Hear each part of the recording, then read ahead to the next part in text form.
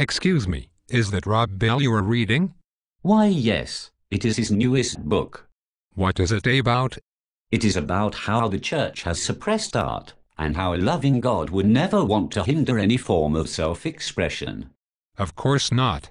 Mild and meek Jesus, who overturned the tables of the money changers and drove them out of the temple, would never disapprove of any action of the people he loves.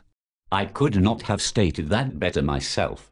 Are you an emergent Christian? I do not like the label, emergent, because labels are unfair characterizations used to suppress people.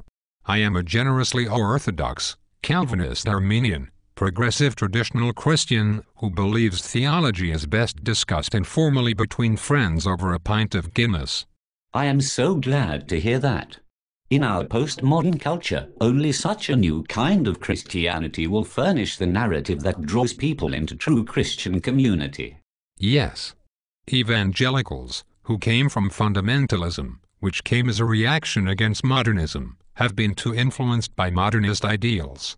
Clearly the only way out of this mess is to build a relational theology that denies propositional truth. I am glad to join the company of people who are all doing church differently the same way. Propositional truth is awful. I don't know how it took us so long to see the truth that truth does not exist.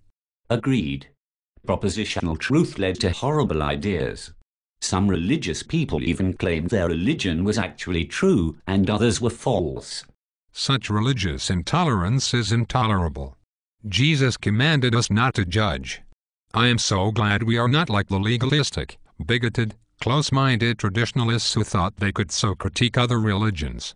But in the new theological conversation, all diverse viewpoints are heard and encouraged. The doctrinal police, who want to debate and evaluate conflicting viewpoints, have no place at the table in this open conversation. We must also remember our commitment to ancient orthodox practices. Adopting our new beliefs that have not been held inside of the church for 2,000 years must place us comfortably in the stream of historical Christianity. Absolutely.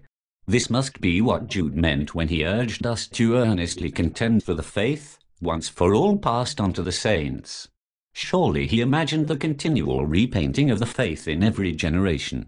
Without this repainting, such things as the denial of an eternal hell, the rejection of Jesus as the only way to God, and the idea that justification by faith is a Pauline invention, might seem like mere ad hoc adjustments of Christianity to pander to the whim of society. And we might be constrained to think that the New Testament actually gives us a pattern for church practice. Obviously, like morality, church practice must change from society to society. That is so obvious as to almost not need to be stated.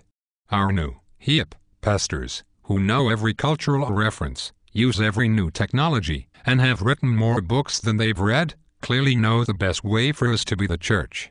Being the church in this way is very important.